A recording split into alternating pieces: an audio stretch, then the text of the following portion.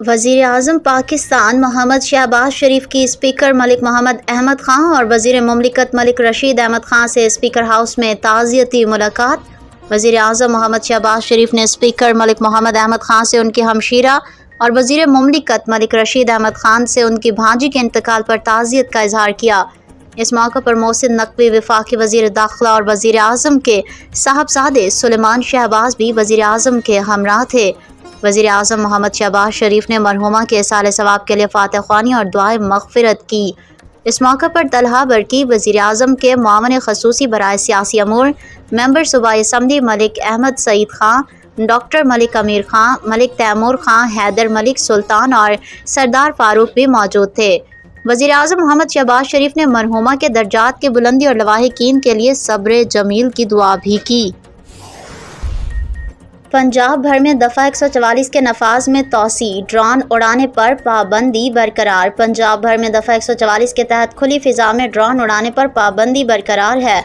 محکمہ داخلہ پنجاب کی جانب سے جاری نوٹیفیکیشن کے مطابق آؤٹ ڈور ڈرون اڑانے پر عائد پابندی میں 30 روز کی توسیع کر دی گئی ہے۔ پنجاب حکومت نے سیکیورٹی خدشات کے پیش نظر ڈرون کے استعمال پر پابندی عائد کر رکھی ہے۔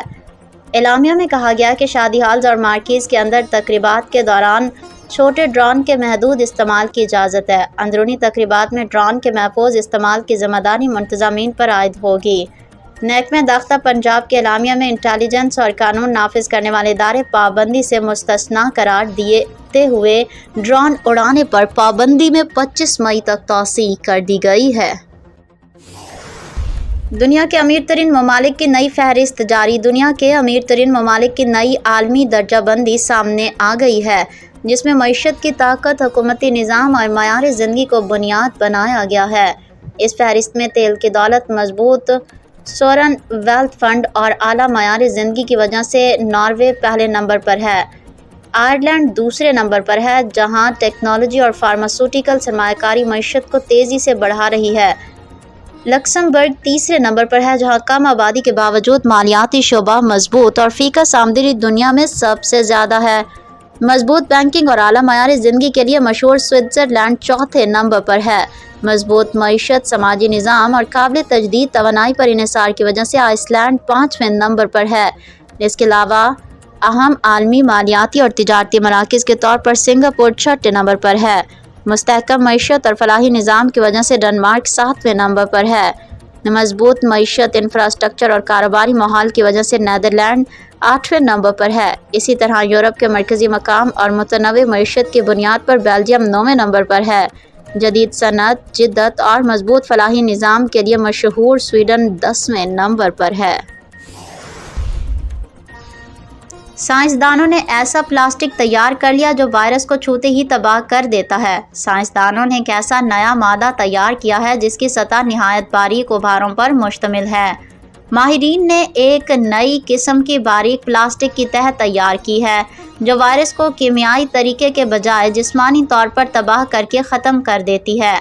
تحقیق کے مطابق روزمرہ استعمال کی چیزیں جیسے میز، دروازوں کے ہینڈل اور موبائل سکرین وائرس کے پھیلاؤ کا بڑا ذریعہ بنتی ہیں۔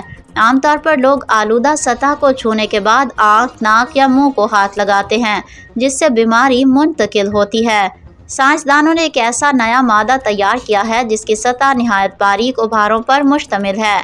یہ ابھار اتنے چھوٹے ہوتے ہیں کہ نظر نہیں آتے، مگر جب وائرس اس سطح سے ٹکراتا ہے تو یہ اس کی بیرونی خول کو کھینچ کر تباہ کر دیتے ہیں۔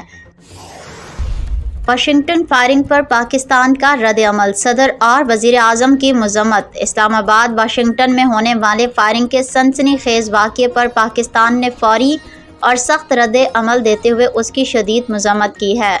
صدر مملکت آصف علی زرداری اور وزیر اعظم شہباز شریف نے الگ الگ بیانات میں اس واقعے کو نہایت افسوسناک قرار دیا اور امریکی قیادت کے محفوظ رہنے پر اطمینان کا اظہار کیا۔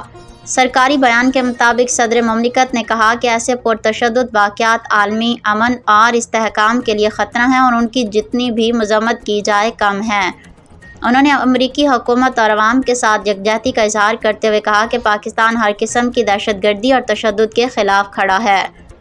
وزیر اعظم شہباز شریف نے واشنگٹن میں ہونے والے عشائیے کے دوران فائرنگ کے واقعے پر گہرے دکھ اور صدمے کا اظہار کیا۔